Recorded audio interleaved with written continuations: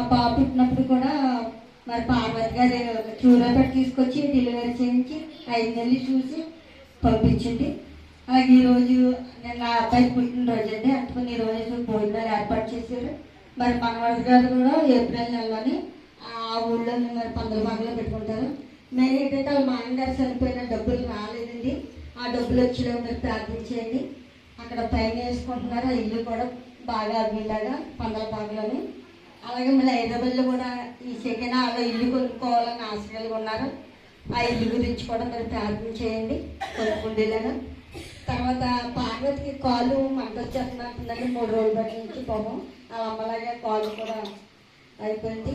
కొంచెం ఆవిడ గురించి కూడా మీ అందరి ప్రార్థనలో ఆ పార్వతి గురించి ప్రార్థన చేయండి.